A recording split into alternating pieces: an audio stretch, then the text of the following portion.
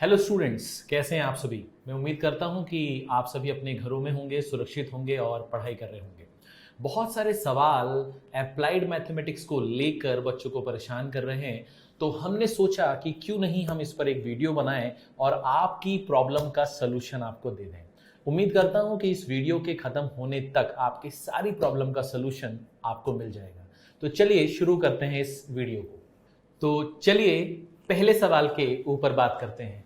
पहला सवाल है कि what is the difference between subject of mathematics जिसका कोड है 041 एंड अप्लाइड मैथमेटिक्स जिसका कोड है 241। ठीक है, तो बच्चे समझो इस बात को कि आपका जो एग्जिस्टिंग मैथमेटिक्स है, ठीक है, जो इतने सालों से आप देख रहे हो, जिससे आपको डर लगता है, एक्चुअली में उसका सिलेबस इस तरह से डिजाइन किया गया है कि वो उन बच्चों को ज्यादा बेनिफिशियल है जो आगे चलकर प्योर मैथमेटिक्स या इंजीनियरिंग फील्ड में या रिसर्च फील्ड में जाना चाहते हैं। ठीक है, मगर हमारे देश में कुछ ऐसे बच्चे भी हैं जो कॉमर्स या इकोनॉमिक्स या आर्ट्स या ह्यूमैनिटीज जैसे सब्जेक्ट्स को लेते हैं, और जब वो उस पर्टिकुलर स्ट्रीम में जाते हैं तो उन्हें पता चलता है कि उनके स्ट्रीम में भी कहीं ना कहीं मैथमेटिक्स का रोल है और वहां पर वो थोड़ा सा कमजोर पाते हैं अपने आप को।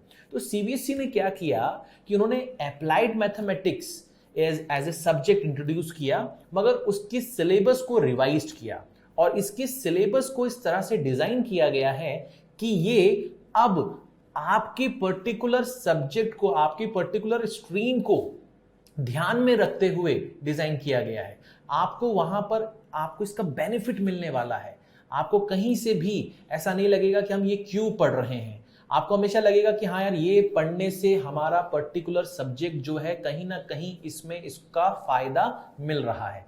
तो इस तरह से इसको डिजाइन किया गया है कि हर एक बच्चा जो इंजीनियरिंग फील्ड में ना जा रहा हो, रिसर्च फील्ड में ना जा रहा हो, वो अगर कॉमर्स का बच्चा है, आर्ट्स का है, ह्यूमैनिटीज का है, तो उसे ये अप्लाइड मैथमेटिक्स उसके पर्टिकुलर स्ट्रीम में उसके परफॉर्मेंस को इनहैंस करे, उसके परफॉर्मेंस को अच्छा करे, बेटर करे। ठीक है, तो इसलिए इस सिलेबस को डिजाइन किया गया है। तो ये एक बेसिक डिफरेंस है। ठीक है, सिलेबस में तो कुछ ना कुछ डिफरेंस है ही, कुछ सिमिलैरिटीज भी हैं, वो भी हम आगे बात करने वाले हैं, बट बेसिक डिफरेंस अगर देखा जाए तो यही है। चलिए बात करते हैं आपके दूसरे सवाल की। चलिए दूसरे सवाल पे बात करते हैं। सवाल है कि will this lead to dilution of the mathematics syllabus और teaching at senior secondary level. क्या जो एग्जिस्टिंग मैथमेटिक्स है वो हट गया है, उसको हटा दिया गया है, क्या वो अब स्कूलों में नहीं पढ़ाया जाएगा अप्लाइड मैथमेटिक्स के आने की वजह से? तो ऐसा कुछ भी नहीं है। एग्जिस्टिंग मैथमेटिक्स, जैसा कि मैंने आपको बताया, कि कुछ अलग टाइप के बच्चों के लिए जो अपने अलग स्ट्रीम में जाना चाहते हैं, जैसे कि मैंने आपसे पहले एग्जांपल दिया कि इंजीनियरिंग में या रिसर्च में जाना चाहते हैं, उनके लिए डिजाइन किया गया है। और अप्लाइड मैथमेटिक्स जो है वो इसलिए डिजाइन किया गया है कि जो कॉमर्स का बच्चा है, आर्ट्स का बच्चा है, ह्यूमैनिटीज का बच्चा है, वो अपने अपने पर्टिकुलर फील्ड में अच्छा कर सके, उसकी जॉब अपॉर्चुनिटीज को बढ़ाने के लिए, उसके प्रोफेशनल कोर्सेस में अच्छे ऑप्शंस खोलने के लिए अप्लाइड मैथमेटिक्स को इंट्रोड्यूस किया गया है। ठीक है, तो दोनों सब्जेक्ट्स रहेंगे, दोनों सब्जेक्ट्स पढ़ाए जाएंगे, कोई सब्जेक्ट हटाया नहीं गया है। ठीक है, चलिए बात करते हैं नेक्स्ट सवाल की। चलिए बात करते हैं हमारे तीसरे सवाल की। सवाल है कि क्या अप्लाइड मैथमेटिक्स जो है वो हमारे रेगुलर मैथमेटिक्स के कंपैरिजन में इजियर पड़ेगा बच्चों को, जैसे कि क्लास 10th में स्टैंडर्ड और बेसिक मैथमेटिक्स के बीच में हम देख सकते थे, वैसे ही कुछ यहाँ भी देखने को मिलेगा क्या? तो इसका जवाब है कि ऐसा हम कह नहीं सकते, क्योंकि इसका एक नजरिया है। क्या नजरिया है मैं आपको बताता हूँ। देखिए, पहली बात तो इसका जो करिकुलम है, इसका जो सिलेबस है, वो डिजाइन किया है ताकि कॉमर्स के बच्चे, ह्यूमैनिटीज के बच्चे, आर्ट्स के बच्चों को कैटर किया जा सके। और ये वो बच्चे होते हैं जिनको बेसिकली मैथमेटिक्स से डर लगता है। तो मैथमेटिक्स कैसी भी हो, अगर इनके मन में मैथमेटिक्स को लेकर अगर कोई मैथ्स फोबिया है तो कुछ कर नहीं सकते, इनको डर लगेगा, इनके लिए अभी भी वो चीज़ टफ ही रहेगी। मगर एक खास बात जो अप्लाइड मैथमेटिक्स में है वो ये है कि ये सब्जेक्ट बहुत इंटरेस्टिंग है, पहली चीज़। दूसरी चीज़ ये, इसको डिज़ाइन बहुत अच्छे तरीके से किया गया है, क्योंकि ये आपको भविष्य में जाकर, आपके फ्यूचर में आपके लिए बहुत सारे दरवाजे खोलने वाला है। और खास तौर पे एज ए एडुकेटर मुझे लगता है कि ये पहली बार ऐसा हुआ है कि हम ऐसे मैथमेटिक्स को पढ़ेंगे जो आगे चलकर आपके लिए जॉब्स अपॉर्चुनिटीज तो खोलने ही वाला है, प्रोफेशनल कोर्सेज में आपको हेल्प पहुंचाने वाला है, और कहीं पर भी पढ़ते समय आपके मन में ये सवाल नहीं आएगा कि हम क्यों पढ़ रहे हैं। ठीक है, क्योंकि उसका एप्लीकेशन आपको आपके जो पर्टिकुलर सब्जेक्ट्स में हैं, आप जो पढ़ रहे हैं उसमें आपको देखने को मिलेगा। तो मेरे ख्याल से इजी और टफ की तो बात नहीं है, हाँ माइंडसेट की बात है। अगर आप इसको इस लिहाज से देखें, इस पॉइंट ऑफ व्यू से देखें कि नहीं करना है, इंपॉर्टेंट है, जरूरी है, और ये आपकी लाइफ को चेंज कर सकता है, आपके लिए कई दरवाजे खोल सकता है, तो अगर आप इस माइंडसेट से अगर पढ़ेंगे तो आपको आसान लगेगा। ठीक है, चलो, तो उम्मीद करता हूँ ये सवाल का सलूशन आपको समझ में आया होगा, आपकी प्रॉब्लम का सलूशन आपको मिला होगा। चलिए नया सवाल देखते हैं। एक सवाल और भी बच्चों को परेशान करता है, और वो है कि can a student opt for both mathematics और अप्लाइड मैथमेटिक्स। तो इसका जवाब ये है कि आप एक मैथमेटिक्स ही ले लें और उसी को अच्छे से कर लें तो बहुत है। तो बहुत सारे बच्चे तो मैथमेटिक्स से डरते ही हैं, तो दोनों लेने का तो सवाल ही नहीं उठता, मगर आपके पास ऑप्शन भी नहीं है। तो इस सवाल का जवाब है कि नहीं, आप ये दोनों सब्जेक्ट साथ में नहीं ले सकते। ठीक है, आपको इन दोनों में से कोई एक ही चूज करना पड़ेगा। ठीक है, चलिए तो आगे बढ़ते हैं और एक नया सवाल लेते हैं। चलिए आपके 5वें सवाल के जवाब को ढूंढते हैं। अगर कोई स्टूडेंट मैथमेटिक्स को एज ए सब्जेक्ट अपने हायर एजुकेशन में परस्यू करना चाहता है, तो उसे फिलहाल कौन सा मैथमेटिक्स लेना चाहिए, अप्लाइड मैथमेटिक्स या एग्जिस्टिंग मैथमेटिक्स, जिसे मैं रेगुलर मैथमेटिक्स कहता हूं। तो इसको समझने के लिए पहले समझना ये होगा कि पहली बात, दोनों सब्जेक्ट अपने आप में यूनिक हैं, दोनों का अपना अपना इंपॉर्टेंस है, दोनों का सिलेबस अलग अलग टाइप के स्टूडेंट को ध्यान में रखते हुए डिजाइन किया गया है, और दोनों के आगे चलकर अपने अपने जॉब अपॉर्चुनिटीज हैं। ठीक है, तो पहली बात ये कि आप दोनों में से जो भी सब्जेक्ट लें, बस इस बात का ध्यान रखें कि आप आगे जाकर अगर इंजीनियरिंग फील्ड में, टेक्नोलॉजी की फील्ड में, रिसर्च की फील्ड में कुछ करना चाहते हैं, तो फिर आपको लेना चाहिए आपका एग्जिस्टिंग मैथमेटिक्स यानी कि रेगुलर मैथमेटिक्स, जिसका कोड है 041। बट अगर आप चाहते हैं कि हम इंजीनियरिंग फील्ड में ना जाकर किसी दूसरी फील्ड में जा रहे हैं, हम कॉमर्स के स्टूडेंट हैं, आर्ट्स के स्टूडेंट हैं, ह्यूमैनिटीज के स्टूडेंट हैं, और हम उस फील्ड में कुछ अच्छा करना चाहते हैं, तो फिर आपको लेना चाहिए अप्लाइड मैथमेटिक्स, जिसका कोड है 241। ठीक है, तो ये दोनों चीजें आपकी माइंड में आपको रखकर ये डिसीजन लेना है कि मुझे फ्यूचर में किस फील्ड में जाना है। जिस फील्ड में आपको जाना है उसके हिसाब से आज आपको ये डिसीजन लेना होगा कि मैं किस टाइप की मैथमेटिक्स को लूं, अप्लाइड मैथमेटिक्स लूं या रेगुलर मैथमेटिक्स लूं। ठीक है, तो मेरे ख्याल से ये क्लियर होगा। आगे बढ़ते हैं और आपका एक और सवाल डिस्कस करते हैं। चलिए आपके नए सवाल के बारे में बात करते हैं। ये सवाल है कि बच्चे ये पूछते हैं कि सर, अगर कोई बच्चा क्लास 10th में बेसिक मैथमेटिक्स लेकर आगे बढ़े, तो उसे क्या आगे चलकर अप्लाइड मैथमेटिक्स का ऑप्शन मिलेगा या नहीं मिलेगा। तो जवाब है कि बिल्कुल मिलेगा, और ये इसलिए मिलेगा क्योंकि पहले आपके पास में ऑप्शंस नहीं थे। अगर आप बेसिक मैथमेटिक्स लेकर 10th से निकलते थे आगे, तो आपको फिर जो एग्जिस्टिंग मैथमेटिक्स है जिसका कोड है 041, वो आपको नहीं मिल सकता था। बट अभी फिलहाल सीबीएसई ने अप्लाइड मैथमेटिक्स को इंट्रोड्यूस किया है, तो अब आपके पास ऑप्शन है कि आप अप्लाइड मैथमेटिक्स को चूज कर सकते हैं।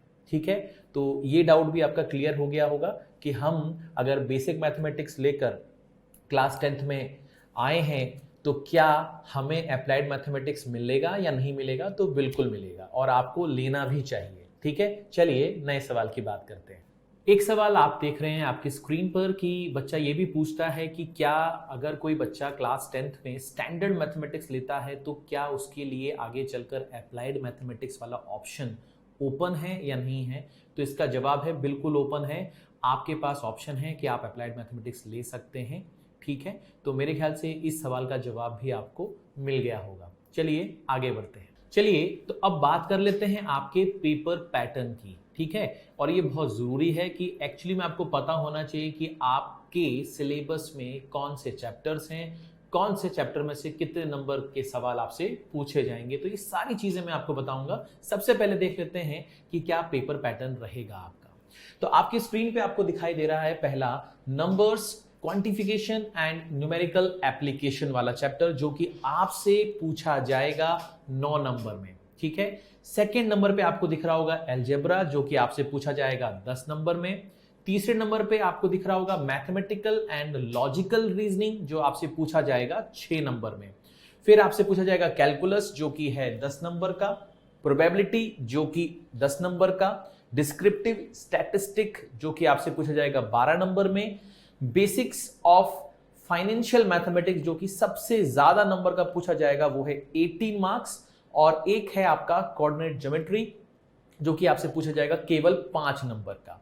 कुल मिलाकर ये आपका टोटल बनाता है 80। आपके इंटरनल असेसमेंट से आपको 20 नंबर्स मिलेंगे, ठीक है। तो आगे बढ़ते हैं कि ये जो चैप्टर्स हैं इसमें अंदर क्या क्या है, क्या क्या पढ़ना है, कितना पढ़ना है, ठीक है। चलिए बात करते हैं आपके पहले चैप्टर की। और पहले चैप्टर में आपको स्क्रीन पे दिखाई दे रहा होगा कि numbers, quantification and numerical application वाले चैप्टर में, जो कि 9 नंबर में आपसे पूछा जाएगा, उसमें है नंबर्स में binary numbers, indices, logarithm, application of logarithm, ये आपके नंबर्स वाले टॉपिक में आएगा। क्वांटिफिकेशन और न्यूमेरिकल एप्लीकेशन में आपसे पूछा जाएगा average, time and work, time and distance, clock, calendar और मेंसुरेशन के सवालों को, ठीक है।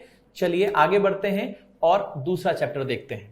दूसरा चैप्टर जैसा कि आपको स्क्रीन पे दिखाई दे रहा है अलजेब्रा, जो कि आपसे 10 नंबर में पूछा जाएगा। और इसमें आपके जो टॉपिक्स हैं वो हैं sets, relation, arithmetic and geometric progression, permutation and combination, ठीक है। और ये याद रखिएगा कि ये चैप्टर आपको 10 नंबर देने वाला है। चलिए आगे बढ़ते हैं। नेक्स्ट चैप्टर है आपका मैथमेटिकल एंड लॉजिकल रीजनिंग, जो कि आपसे टोटल 6 नंबर में पूछा जाएगा। इसमें मैथमेटिकल रीजनिंग और लॉजिकल रीजनिंग दो अलग अलग पार्ट में मैं आपको दिखा रहा हूं।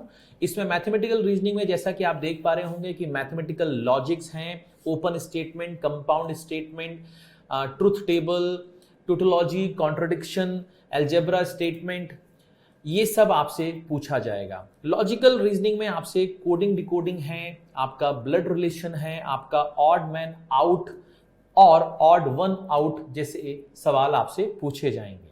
चलिए बात करते हैं नेक्स्ट चैप्टर की, कैलकुलस, जो कि आपसे 10 नंबर में पूछा जाएगा।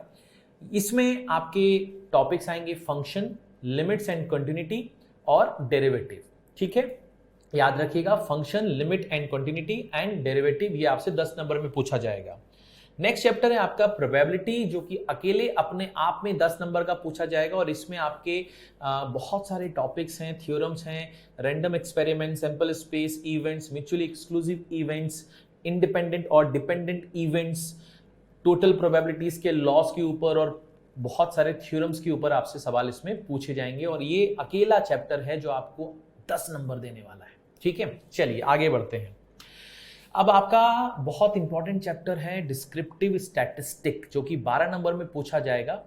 और ये आपको आगे चलकर बहुत काम आने वाला है, खासतौर पे आपके कॉम्पिटिटिव एग्जामिनेशन में। और आप आगे जाके जब अपना बिजनेस करेंगे तो वहां पर भी बहुत सारे डेटा को बहुत ही सिंपलेस्ट फॉर्म में दिखाने के लिए जो आप ग्राफ यूज करते हैं, जैसे कि पाई चार्ट हो गया, लाइन ग्राफ हो गया, टेबुलर चार्ट हो गया, वो भी सब कुछ आप यहाँ पर सीखने वाले हैं। तो इसमें आपके data on various scales, data representation and visualisation, data interpretation जिसमें डेविएशन, वेरिएंस जैसे टॉपिक आपको पढ़ने पड़ेंगे, कोरिलेशन में टाइप्स ऑफ कोरिलेशन आपको पढ़ना पड़ेगा, ठीक है। तो ये चैप्टर बहुत ही इंपॉर्टेंट है, 12 नंबर में पूछा जाएगा, इसलिए इस चैप्टर को बहुत ध्यान से पढ़िएगा। अब बात करते हैं बेसिक्स ऑफ फाइनेंशियल मैथमेटिक्स की, जो कि सबसे ज्यादा नंबर में पूछा जाएगा 18 नंबर में। और इसमें इंटरेस्ट एंड प्रेजेंट वैल्यू है, एन्युटी है, टैक्सेशन एंड बिल्स जैसे टॉपिक्स आपको पढ़ना है, ठीक है। चलिए अब आपके पास में जो आखिरी चैप्टर है वो है आपका कोऑर्डिनेट ज्योमेट्री, जो कि आपसे 5 नंबर में पूछा जाएगा। और इसमें आपको सिर्फ 2 टॉपिक पढ़ने हैं, एक है स्ट्रेट लाइन और एक है सर्कल। अब आपको यह भी पता होना चाहिए कि एक्चुअली में कोऑर्डिनेट ज्योमेट्री वाला जो चैप्टर है ये आपको भी पढ़ना है और जो रेगुलर मैथमेटिक्स लेते हैं उनको भी पढ़ना है। बस उनमें और आप में फर्क ये है कि वो स्ट्रेट लाइन और सर्कल के अलावा वो hyperbola, ellipse, parabola, conic section भी पढ़ते हैं। आपको केवल स्ट्रेट लाइन और सर्कल तक का ही पढ़ना है। साथ ही साथ में अगर हम बात करें कि कैलकुलस में जैसे फंक्शन है, लिमिट है, कंटिन्यूटी है, डेरिवेटिव्स है, ये भी आप और रेगुलर मैथमेटिक्स वाले स्टूडेंट दोनों ही पढ़ते हैं। ठीक है, फिर बात करें अगर हम कि sets, relation, AP GP, permutation, combination, ये भी अप्लाइड मैथमेटिक्स वाले स्टूडेंट और रेगुलर मैथमेटिक्स वाले स्टूडेंट दोनों ही पढ़ते हैं। तो ये मैं आपको इसलिए बता रहा हूं कि आपको पता होना चाहिए कि ऐसी बहुत सारे चीजें हैं, बहुत सारे चैप्टर्स हैं, टॉपिक्स हैं जो आप भी पढ़ेंगे और रेगुलर मैथमेटिक्स वाले स्टूडेंट भी पढ़ेंगे। बस आप कुछ ऐसी चीजें भी पढ़ने वाले हैं जो आपको आगे चलकर बहुत ज्यादा फायदा पहुंचाने वाली हैं, जैसे कि basic of financial mathematics, quantification वाला चैप्टर जो आपको आगे चलकर कॉम्पिटिटिव एग्जामिनेशन में हेल्प करेगा। साथ ही साथ आपका जो स्टैटिस्टिक वाला पार्ट है वो भी आगे चलकर बैंकिंग में बहुत ज़्यादा आपको हेल्प करने वाला है। तो आपका जो सिलेबस है उसको डिज़ाइन किया गया है आपके आगे चलकर बहुत सारे कॉम्पिटिटिव एग्जामिनेशन को आप बहुत आसानी से क्रैक कर सकें, क्लियर कर सकें। साथ ही साथ आप अगर कोई प्रोफेशनल कोर्सेज करते हैं तो भी उसका बेस आपको यहाँ पर 11th और 12th में बन जाएगा अगर आप अप्लाइड मैथमेटिक्स को चूज करते हैं। तो उम्मीद करता हूं कि आपकी सारी प्रॉब्लम का सलूशन मैं आपको दे पाया हूंगा। पेपर पैटर्न भी मैंने आपको बता दिया है, तो आप अपनी स्ट्रैटेजी बना सकते हैं कि पहले कौन से टॉपिक्स हम पहले कर लें जिससे कि हम अपने आप को सेफर साइड में ले जाएं और बाकी सब्जेक्ट्स पे भी हम ध्यान दें ताकि हमारा ओवरऑल जो रिजल्ट है वो बहुत अच्छा आए। ठीक है, तो इसी के साथ इस वीडियो को मैं यहीं पर एंड करता हूं। बहुत बहुत शुक्रिया इस वीडियो को देखने के लिए। अगर आपको ये वीडियो पसंद आया हो तो प्लीज़ इसे लाइक करिएगा और आपके जैसे और भी बच्चों के साथ में इस वीडियो को शेयर कीजिएगा। ठीक है, तब तक अपना ख्याल रखिए। नेक्स्ट वीडियो में मिलते हैं और कुछ नई चीज़ों के बारे में बात करेंगे।